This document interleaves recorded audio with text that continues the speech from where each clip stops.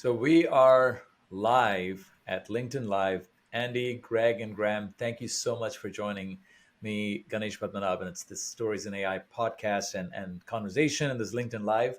We are going to focus on what is unique about the Department of Defense, the national security complex, in terms of dealing with AI and data, and also how can early stage companies, startups, later stage organizations, the private sector really take advantage of the opportunities to serve the nation, but also look at this as a source for capital and customers. So, welcome to the show. Thanks so much for joining me today. Why don't we get started with my most basic question here for the audience, for you, to help the audience understand what's unique about the military complex with respect to dealing with AI and data. And Andy, why don't you kick us off? Well, thanks for having me, Ganesh. Obviously excited to be here and talk with you guys about the subject. For those who don't know about the Army Applications Lab, that's where I work. We're a subordinate organization underneath Army Futures Command, and I run our industry engagement corporate ventures team. As far as what's unique about AI in the DoD, I'll be honest, it's a tough space. It's a tough space to sell software to the DoD, and for those that have tried to do it or are doing it, I'm hoping not telling you anything you don't know. But I would still approach it like you're trying to approach any other program. The DoD was set up really to buy large, exquisite, very complicated systems, and software doesn't always fit into that bin, but you still need to approach it in the same way, seeing what the requirements are for the DoD, finding that transition partner or that program manager that would take on that program, and that's really, really a great way to start is understanding all of that in the context of the DoD. Oh, thank you, Andy. And it's interesting, you called out a few things that I'm sure we'll dive really deep into later on in the conversation. But AI itself is really hard, right? I mean, it's not like traditional software. You're trying to actually build an algorithm and use that to train it on data of past events to predict the future. I mean, oversimplification. And that is very different from traditional rule-based software development. Now, you put on top of that, going to a very highly regulated, where the cost of failure is actually very high kind of an environment, you have to really approach this a whole, much differently than how you would do it for any other thing. Greg, what are your thoughts on, and I'd love to actually get to know your background, let the audience know your background, and also get into what do you think of what is unique about AI and data in the DoD from your vantage point?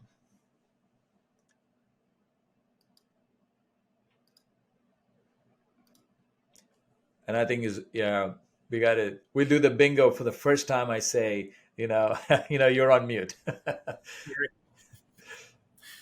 Glad I was the one that did that. So Greg Bennett, I'm with Air Force CyberWorks. We're an innovation organization within the Air Force, and we straddle between the Air Force Academy and Big Air Force. And I think there's a couple things they're kind of interesting when you look at AI within the military. I think one of the challenges that most folks have is you're mapping to systems that have been refreshed recently and 20-year-old legacy systems, and that is sometimes non-trivial. It's difficult to begin with, but when you start mapping old and new together and trying to build capability that can draw inferences from those disparate systems, that's really, really challenging. So that's one. Two is sometimes we're in different geographies and you're trying to fuse data that comes from different systems, different nodes across the globe, and there's challenges with that as well. I think one of the things that I want to add to that, though, is that the opportunity space is incredible, because when you look at the use of AI, or at least the introductory use of AI in the military, that could be scheduling nurses and doctors in a medical hospital. That could be talent management. That could be use of drones to actually map aircraft and actually look at do we have stress cracks? Do we have other things? So the opportunity space in the military is absolutely enormous. Anything that you would do in a city virtually. When you look at a base, it's essentially parallels in many ways a small city, from infrastructure to vehicles to all of the things that would be involved in a city. That is awesome. Now, it's amazing. Thank you, Greg, for that input. And it's like you're so right. Like you're dealing with a transition from legacy systems to modern systems, and everything that you can actually really use to give us an edge for our national security needs. So that's what you're dealing with, and also the opportunity spans beyond just like one narrow domain, but across multiple domains within the particular thing. Graham, what are your thoughts, and also talk about it from your vantage point. Sure. Yeah. Thanks for having me on. My background as a Navy vet and an entrepreneur, I did get to advise a number of AI companies trying to make it into the government space. Right now, I'm the director of a nonprofit called Nautilus, which falls under Defense Works. It's a 501c3 in Florida. And we're partnered with the Navy. And so we do tech scans to bring in best in breed technologies to the warfighter. Specifically for AI, it's exciting because in the DoD space and the government space, there's a lot of complexity. There's a lot of data. And so there's just a lot of need to uncomplicate things and to automate things. So I think that it's a target-rich environment for AI projects. And like Andy said, it's there's a steep learning curve to sell into that environment, but there's just so many opportunities to create value that it's definitely worth the effort to go after it. Thank you, Graham. And it's so right, and it is a very target-rich environment. And now the audience is slowly trickling in, and we're getting warmed up to.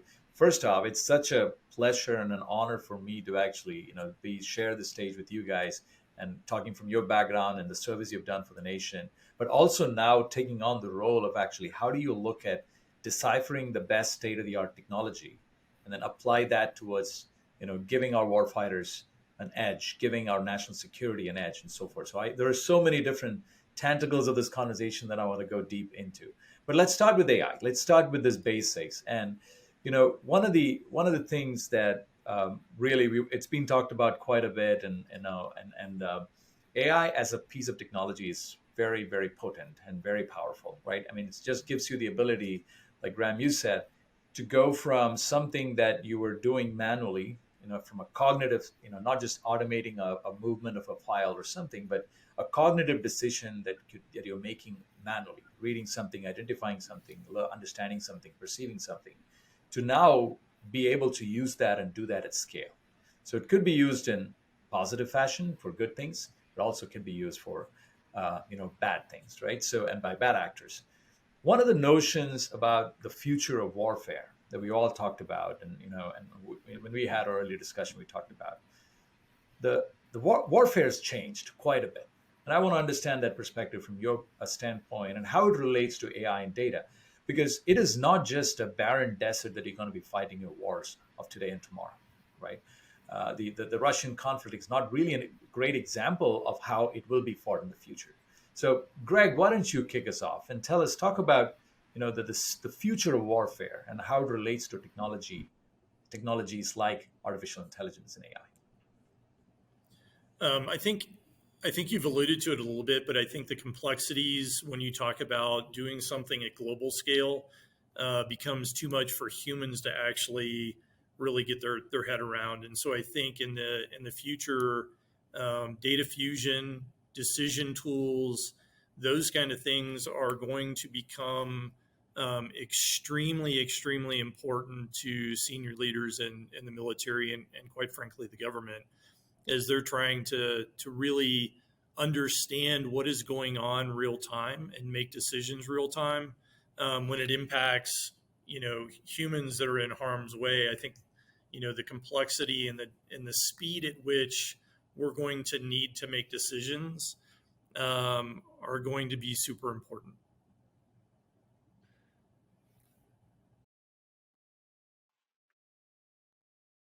Yeah, I'd love to just jump in on that, Ganesh.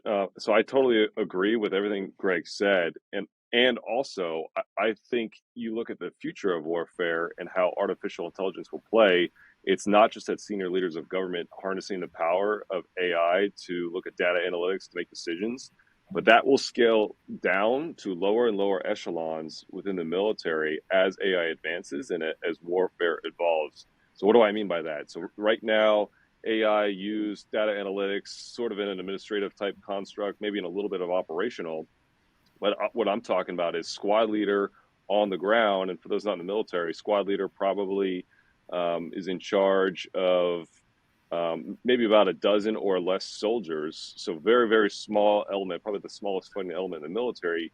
Eventually, AI will be used and provided to that squad leader to make sense of a very complex, very kinetic, dynamic environment and allow that squad leader to make timely and accurate decisions. I see AI being pushed down to very lower level echelons.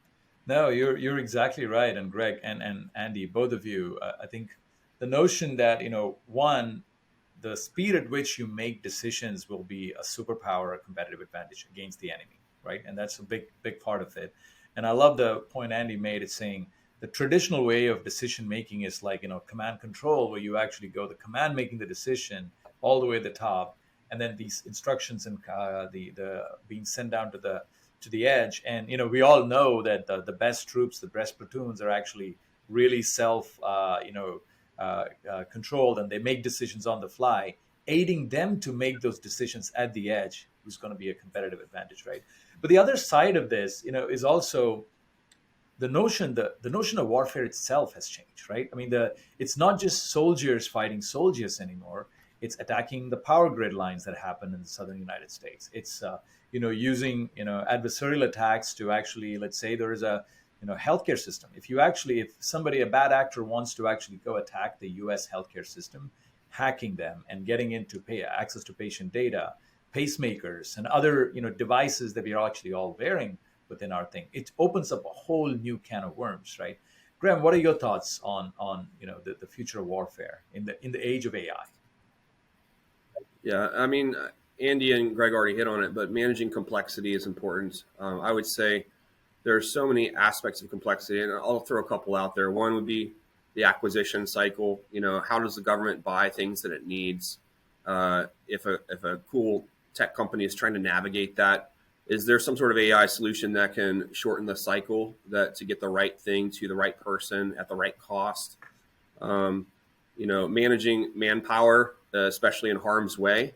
If there's ways that we can fight effectively with less people, downrange, and cycle them back for their dwell time at home and manage their deployment schedules and complexity of building ships and aircraft and things, getting the parts out to the warfighter faster and on time, and buying the right number of them and having them,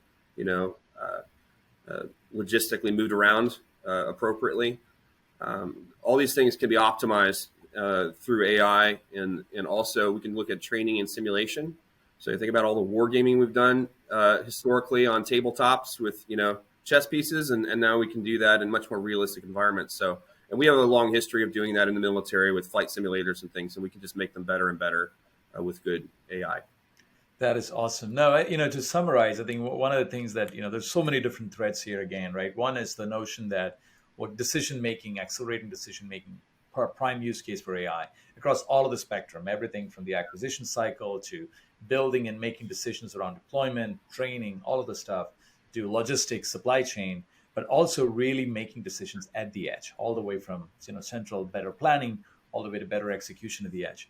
And then the other aspect of this that we kind of briefly touched upon is the fact that where your ability to actually use this to augment the soldier, right? So if you can fight the same war with 40% less soldiers and spend a lot more time keeping humans outside of the harm's way, it's a huge aspect in here. So this is very fascinating. Now, one of the things that we've always talked about with AI is this notion of how do we have ethics of how we use AI or how we use technology. And I know this is Andy's favorite topic, right? And we talked about it earlier too. But AI is a democratized technology. I mean, just OpenAI just launched the Chat GPT, and everyone is blowing up. There's probably 7 billion people in the world using it right now. It was down yesterday.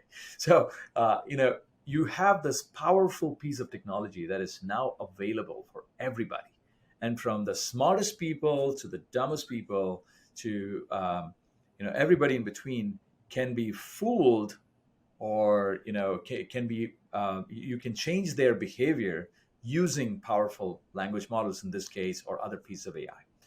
The rules that we actually play with in the battlefield in general, and now with AI and technology in particular, we're very ethical about it, but our adversaries are not going to actually look at this the same way, or we don't know. How do we handle that dilemma, Andy? Yeah, this is the question, Ganesh. And like you said, it's one of my favorites. And the short answer is that there's no right answer on it. I will say what makes our country great and our military great is we hold ourselves to higher ethical standards than a lot of our adversaries. That's why people want to continue to come to this country. And the military, a reflection of our society, holds themselves to that standard and at times even higher. When we're talking about things like AI and the use of weapons, there are extreme legal requirements that are in place to regulate both sides of that, and then especially if they're ever combined together. And there's a whole lethal use of autonomous weapons group out there that makes sure that AI is used in the appropriate fashion. That said, our adversaries, like you said, are not following the same ethical and moral guidelines, and at times legal ones, that we follow. So the real thing that we need to be careful of is we don't restrain ourselves so much that our adversaries outpace ourselves, while also not bending to the same lack of ethics that they have. And that's the real game there. And that's why we need help of industry so much, to be frank, to help us innovate at the speed of the commercial industry, to make sure that the systems that we're putting in place have that cutting edge technology. No, I can draw a parallel to, I grew up in India, and I'm an American citizen now.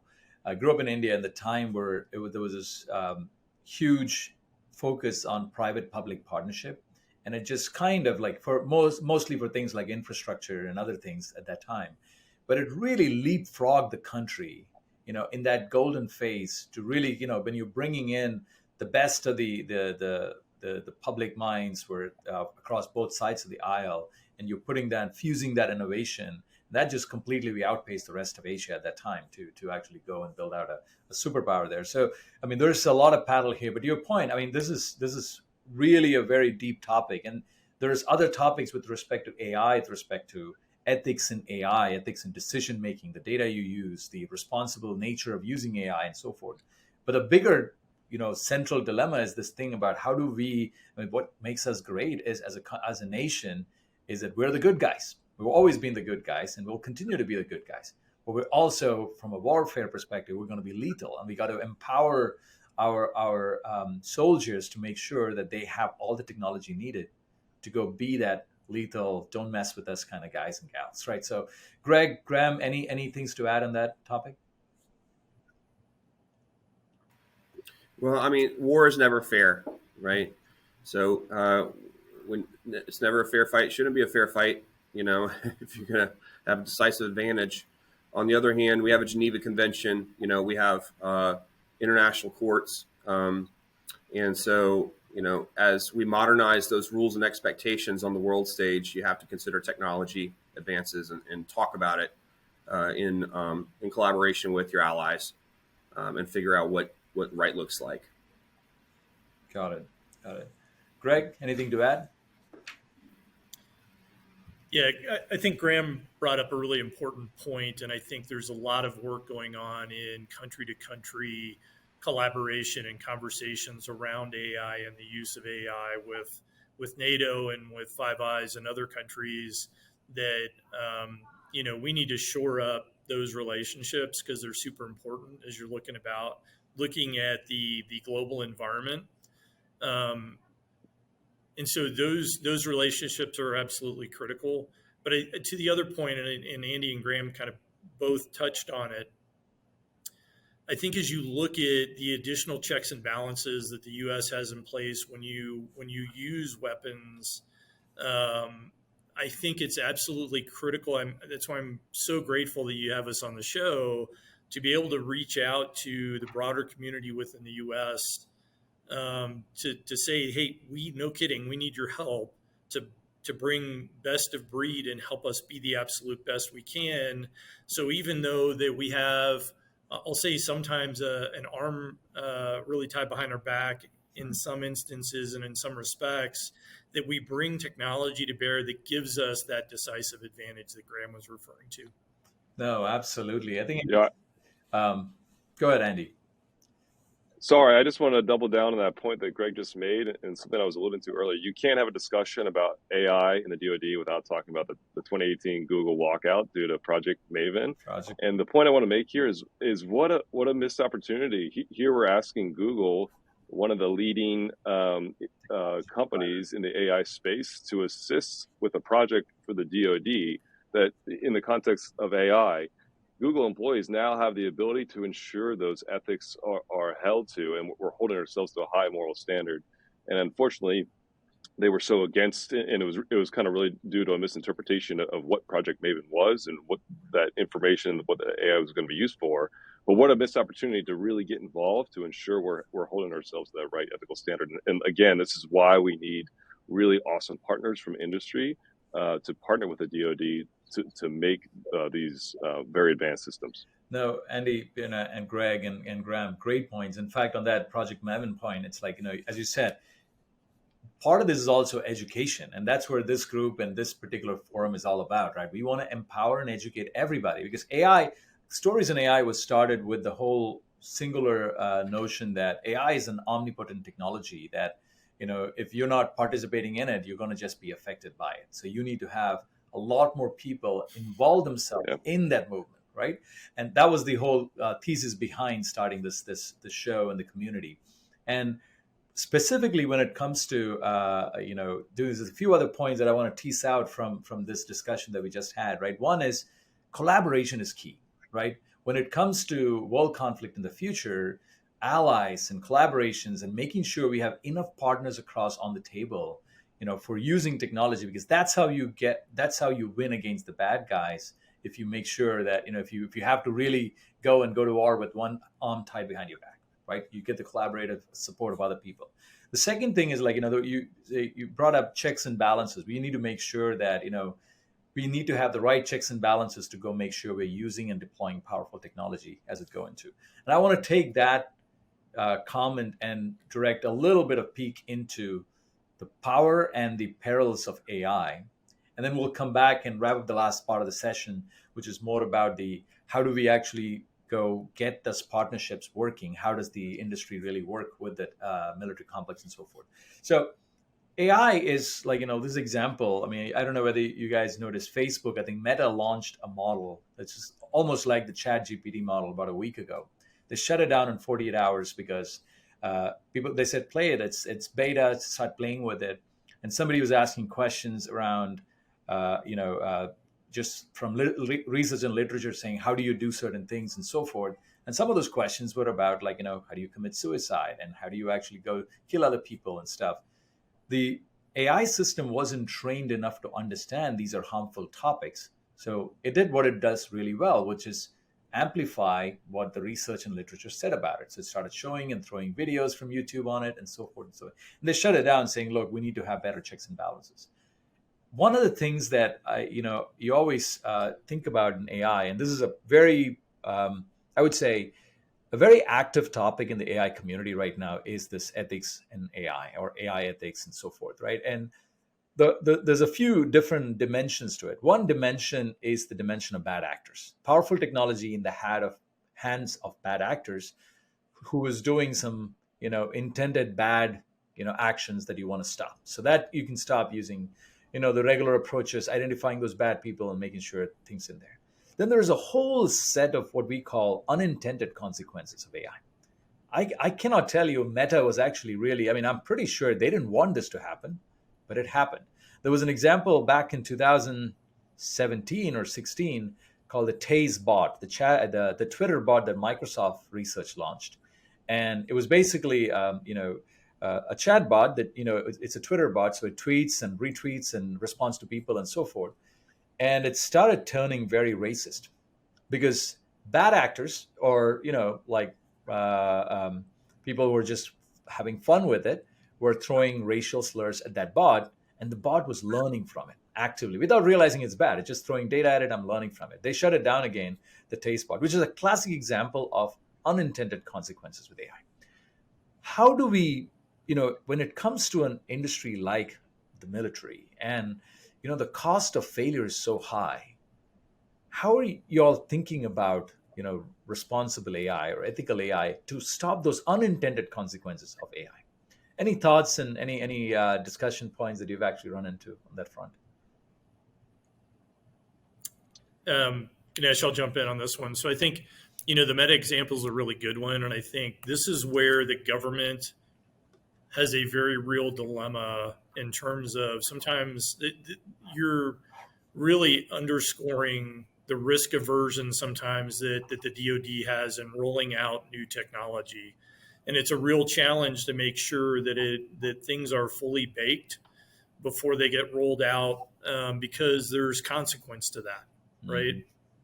That can shut something down and try and do damage control. We're in a little bit different situation, and I think that that's a very real dilemma for us in terms of technology adoption.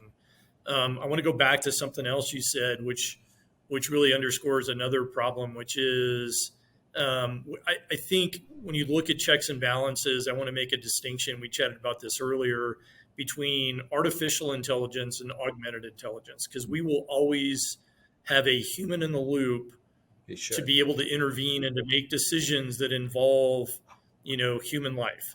And so I think that's where we really need industry's help, because, I don't think other countries are going to put those same constraints in place. And there are other countries that are operating really with a whole of country approach. So I could not decouple government, industry, and the military. They are fully synchronized. We are not. And so we need to be better. And I'll kind of leave it there. I'll jump on a soapbox. But I think those are some important pieces that I think are super relevant for what we do. Fair point, Greg. Andy? Yeah, I'll happily continue that soapbox for Greg. And one thing I do want to make a point on is there's a big misconception at times with how the military is using AI. AI in the context of the military is not some black box. It's off making decisions on, are we going to launch this missile or go to war with this country or take this type of kinetic action?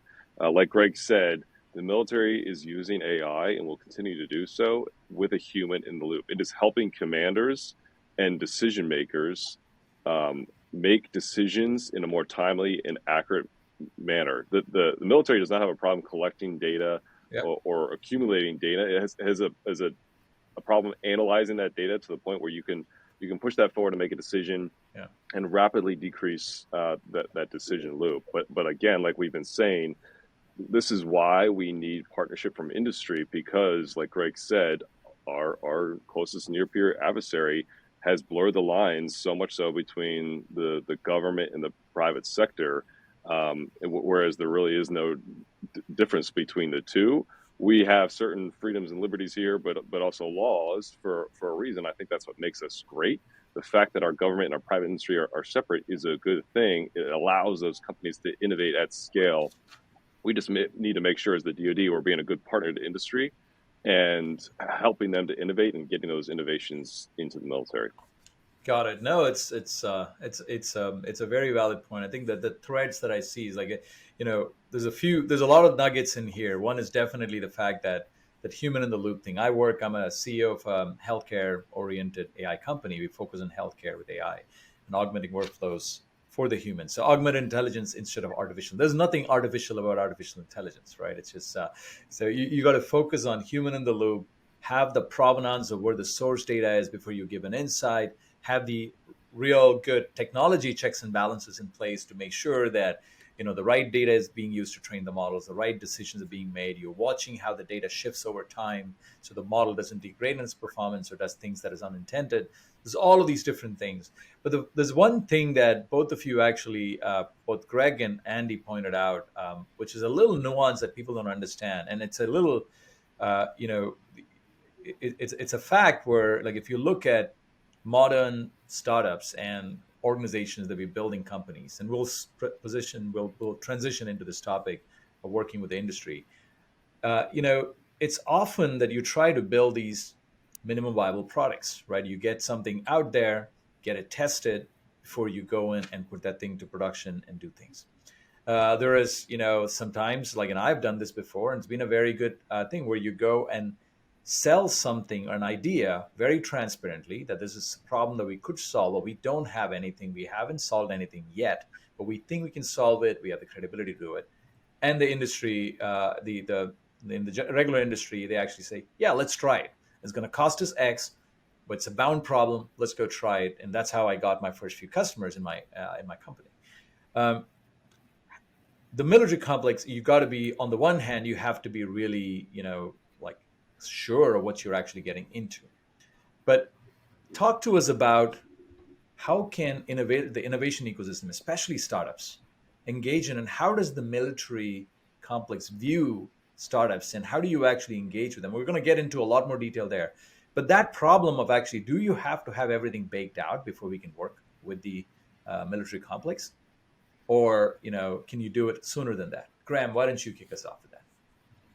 Sure. Yeah. No, you don't have to. I mean, there's so many programs being funded by government and especially Department of Defense to try to get entrepreneurs and innovators in the door. And we can complain all day about how hard it is to get kind of from the early non-dilutive, grant phase of the TRL scale onto a program record. And that's, we can do other panels about that. But if you want to just get a toe in the water, there's lots and lots of great opportunities. And everyone points towards the SBIR phase ones to kind of get started. Just go to sbir.gov and you can start the process as a brand new company with barely any product. And then once you run into problems, start attending these kind of conferences and talking to people that can take you to the next step. Got it. Anything to add, Greg, Randy? I'll add one piece to that. So Small Business Innovation Research, or SBIR, is a great way to try and engage, particularly with early technology, because by definition, research gives the government and the company the ability to pivot if things aren't going exactly to plan. And so it's really a good space for early stage companies to be able to interact. There's another one called the Broad Agency Announcement, which is really, again, for both the DoD and labs, where you can engage with the government. And it's really, again, it's designed to work with early stage companies and early technology. And I'll add one last piece to that, which is small business technology transfer. So I'll call it kind of the baby brother of the SBIR program. Yeah. If there's a technology that you're working on that there's pieces of it that you haven't solved, it's an opportunity for you to engage with academia. So pick a powerhouse like Purdue or another another university that's got big chops in the technology space where you can actually co-develop. And again, it's non-dilutive capital in terms of an infusion. All of those are great opportunities to engage. Got it. Andy? Yeah, Graham and Greg hit it. This is what small business innovation research grants are for. You take your MVP. You don't have, and especially with a phase one, you might not even need to have an MVP. That's what the process is too. Is whoever is working with you on that SBIR will connect you to your potential future Army, Navy, Air Force customer that would be taking that product, and in concert with them, you'll get access to those soldiers, airmen or Marines or what have you, via touch points to ensure you're building the product that meets the needs of that customer. So that's a great program of that. Every service has an innovation arm that pursues those SBIRs. Awesome. No, let's get a little deep and make it real for all of us, right? So, I have a healthcare company where we have early customers, early versions of a few different products that we go to. How do I navigate this ecosystem? I can go to sbir.gov, start looking at things and stuff, but I have this great audience and this panelist in front of me right now. How would if I come to Andy and say, Andy, this is what we are actually doing. How do I go about from there, right? What do I have to do? And then all of you, I would love to get your tips on how we should navigate as the industry in early or mid-stage, early stage companies. It's been a frequent conversation to try to figure out how to map the innovation ecosystem around DoD and the government, and I think it's something that I have strong opinions on this, but I think it's a human terrain. I don't think it's just a list of programs and websites and forms to fill out. I think you start to get to know people that'll be your champion in government, and you start to get to know people that really care about the warfighter and about the government mission. You get to know those people. You show them that you care, that you're mission oriented, you're aligned, and that's just that's the human part of sales. The product can sell itself, but so once you start learning how to navigate industry days, which are publicly published, through SAM.gov, or the CIBR process, or the OTA consortiums, and all the innovation hubs run by each of the services, then you start to see a lot of familiar faces. And those familiar faces are your advocates. They're people that want to help you as an entrepreneur or as a problem solver get to the right person. So getting to know people, getting to connect with people virtually in real events is, I think, how you make it happen. Andy, Greg? Ganesh, Yeah, I think, a big part of that too. Go go ahead, ahead, Greg. Andy. The point I was going to make is Graham is absolutely right. A big part of that too, and something that really gets my attention as I'm talking to a company, is if they've already found ways to talk to the warfighter, operational commander, operational unit, and gotten that unit excited. Not so much because we're going to pick that exact company, but then that shows me there's a demand signal that exists out there in the operational force that has a problem that this company could meet that solution. So coming with a lot of that groundwork already done is a really, really good way to get attention. So in your scenario, Ganesh, healthcare startup, if you've already talked to an Army medical hospital and you've already done the needs finding, you've already found the pain points, you're already describing that, and then you're showing them what a solution could be, bringing that all back to an organization like mine, which has a CIBR budget, it is a sure way to get some attention really, really quick. Awesome. Greg? I think there's a lot of organizations out there on the government side, on the DoD side, like Defense Innovation Unit, AFWorks, it was already mentioned, Defense Works has been mentioned, Air Force Cyber Works, like us. So there's a whole host of what I call entrepreneurs out there that are inside the system that you can use as a resource, and many of us are incredibly candid in terms of there are challenges in working with the government. But I would not want that to dissuade you from bringing amazing technology to us. And then there's other organizations, more external, like Defense Entrepreneurs Forum and other agencies that also have kind of connective tissue that are a composite of really industry and folks in government. Andy's organization, Army Applications Lab. There's a ton of opportunities and touch points out there. It's just really, I think once you connect into the system, we are all collectively willing to share our contacts, put you in contact with other folks that will help you move faster. No, it's fascinating. I think the one common thread, and I'm distilling it down to this particular thing around, like, there is no magic silver bullet in terms of saying, hey, here is a list of programs, you go through the motion, go do it. Or even, there's a question from the audience on, like, hey, what do you look for in an AI technology? I mean, it's the same basics everybody looks for, right? It needs to be ethically right, responsible and stuff, but it's less about the technology than the problem you're actually trying to solve, right? And I think that's the point that you were making.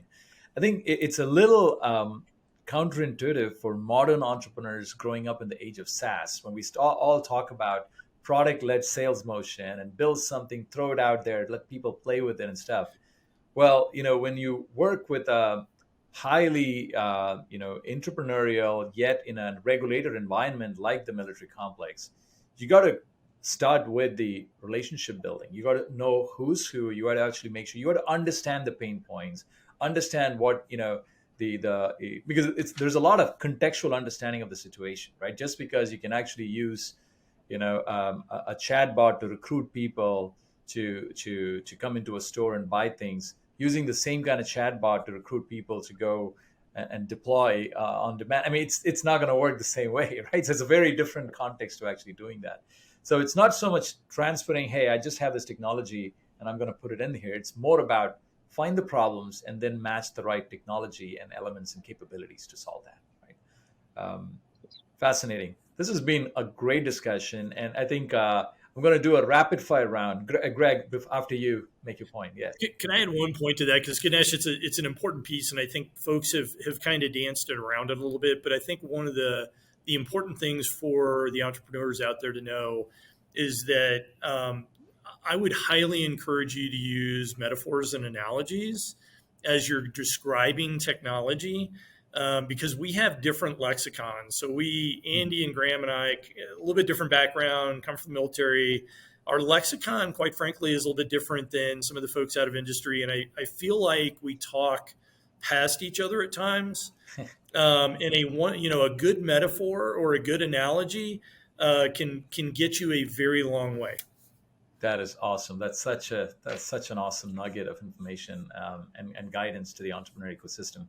Well, Andy, Greg, and Graham, thank you again. This has been a blast. I got a rapid fire question for all of you, right? Give me, what is the one thing you want an entrepreneur or an innovator who's watching the show to go back and do next? Andy, start with you. Think of this as a mission. This is a mission. What greater way to make an impact on the world and your country than helping the DoD make better products? And think of it just like that, like any other mission-focused product out there. That is fantastic. And think of it as a mission. Graham.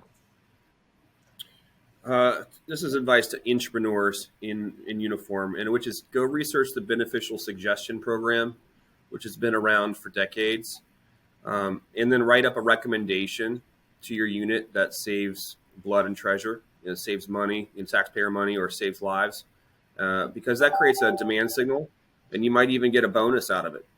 So if you can, on the government side, if you can create a demand signal, maybe you say, hey, we need a technology to solve this, it'll save money.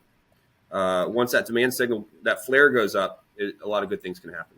That's awesome, Graham. And I want to add one thing to it, and that what people on the industry don't really realize is the amount of focus and dedication and investment that's being made to modernize our soldiers, even from like thinking of programs like that to actually make them think differently, just adapting the best practices that you see in Silicon Valley or the East Coast or whatever, to apply that in the battlefield and so forth. So there's a lot of that investment. So one of my favorite things to do is actually in my last startups too, we actually hired a lot of veterans into the company. You get amazing talent who are just like really good people, and they're great soldiers and great leaders, if you will, to go do it. So it's a little known thing that there is like the military of today is not the military 20 years ago, 10 years ago, 5 years ago. It's evolving quite fast. Greg, what's your one takeaway? My last put would be don't give up. I mean, the same tenacity that you bring to industry. I know you all don't give up. Give us the same opportunity. Like, I know there's going to be some frustrations.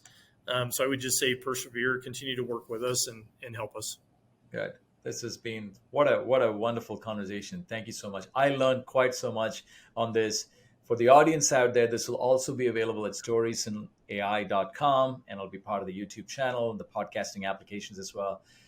Thanks so much, Andy, Greg, and Graham. Thank you for your service. Thank you for leading the charge on getting the industry engaged to go, solve really large national security challenges together. Thanks a lot for joining the show. Thanks, Ganesh. Thank you, Ganesh. Appreciate it. Appreciate it.